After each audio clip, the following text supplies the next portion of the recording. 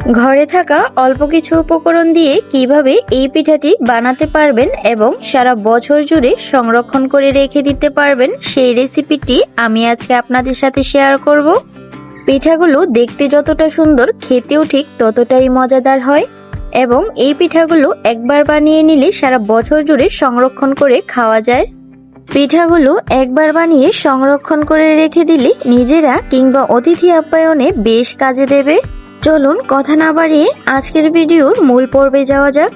আর আপুদের কাছে আমার একটি অনুরোধ রইল, যারা বিভিন্ন ধরনের পিঠা খেতে পছন্দ করেন তারা অবশ্যই চ্যানেলটি সাবস্ক্রাইব করে নেবেন, যেন পরবর্তীতে ভিডিও আপলোড করা মাত্র সবার আগে আপনার ফোনে নোটিফিকেশন পৌঁছে যায়। পিঠাগুলো তৈরি করার জন্য এখানে আমি আতপ চালের গুঁড়া নিয়েছি। একটি চালনির সাহায্যে চালের গুঁড়াগুলোকে ভালোভাবে চেলে নিচ্ছি, যেন এর মধ্যে কোনো রকম গুটি না থাকে। এই পিঠাটি বানাতে আতপ চালের গুঁড়া ব্যবহার করলে পিঠাগুলো সবচেয়ে বেশি সুন্দর হয়। সবগুলো চালের গুঁড়া দিয়ে আমি 3 কালারের পিঠা তৈরি করব, তাই আলাদা একটি হাঁড়িতে বেশ কিছু চালের গুঁড়া নিয়ে নিয়েছি। এবার দিয়ে দিব পরিমাণ মতো লবণ,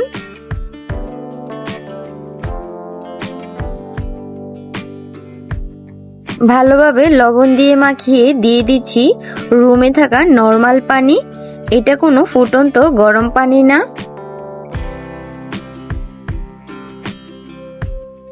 আপনারা প্রথম অবস্থায় অল্প অল্প করে পানি দিয়ে এই পিঠার খামিরটা তৈরি করে নেবেন। এটি খুব বেশি পাতলাও না, আবার খুব বেশি ঘনও করা যাবে না। খামিরের মধ্যে একটি আঙুল ডুবিয়ে একটু চেক করে নেবেন। যখন খামিরটা আঙুলের সাথে লেগে থাকবে সে পর্যায়ে বুঝতে হবে পারফেক্টলি আছে। এদিকে ভাপ আসার জন্য আগে আমি একটি হাঁড়িতে পানি ফুটতে দিয়েছি আর তার উপর একটি নেট দিয়ে দিচ্ছি। এবার একটি কলা পাতা ভালোভাবে পরিষ্কার করে এর উল্টো পিঠে অল্প একটু খামির নিয়ে ঘুরিয়ে ঘুরিয়ে পিঠা তৈরি করে নিচ্ছি। দেখুন কত পারফেক্টলি গোল হয়েছে। এরপর নেটের উপর ভাপের জন্য দিয়ে দিচ্ছি। একটি ঢাকনা দিয়ে ঢেকে জাস্ট 1 মিনিটের মতো ভাপ দিয়ে নিলেই সম্পূর্ণ পিঠাটি সেদ্ধ হয়ে যাবে। এই পিঠাগুলো সেদ্ধ হতে খুব বেশি সময় লাগে না। এবার আলাদা একটি পাত্রে আরো অল্প কিছু খামির নিয়ে নিয়েছি, এর সাথে কালার মেশানো হবে। এইখানে আপনারা যে কোনো ধরনের ফুড কালার ব্যবহার করতে পারেন।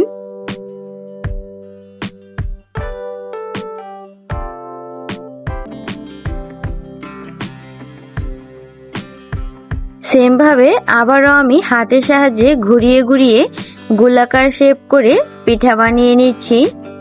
এই পিঠাগুলো ভাপ দেওয়ার পর অবশ্যই রোদে শুকিয়ে নিতে হবে। আমি এখানে মোট 3টা কালার ব্যবহার করছি। আপনারা চাইলে আপনাদের পছন্দ মতো কালার ব্যবহার করতে পারেন, আর কালার না ব্যবহার করলেও কোনো সমস্যা নেই। শুধুমাত্র দেখার সৌন্দর্যের জন্য আমরা কালার ব্যবহার করে থাকি।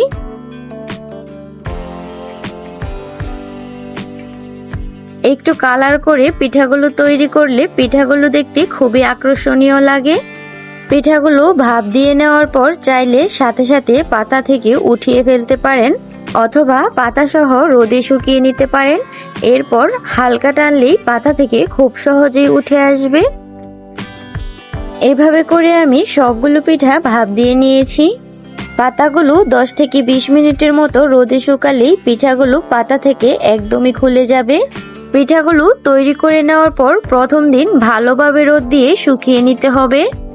আর যদি দীর্ঘদিনের জন্য সংরক্ষণ করে রাখতে চান তাহলে প্রথম দিন ভালোভাবে শুকিয়ে নেওয়ার পর দ্বিতীয় দিন আবারও 2 থেকে 3 ঘন্টার মতো রোদ দিয়ে এরপর সংরক্ষণ করে নেবেন।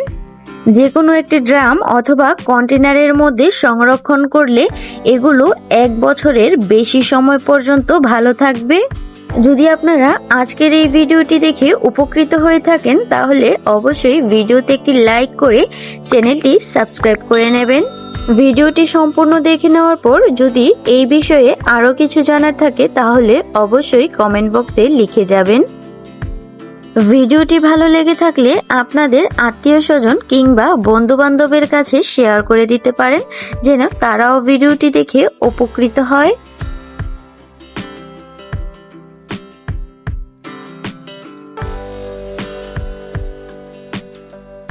আজকের মতো এ পর্যন্তই। সবাই ভালো থাকবেন। আল্লাহ হাফিজ।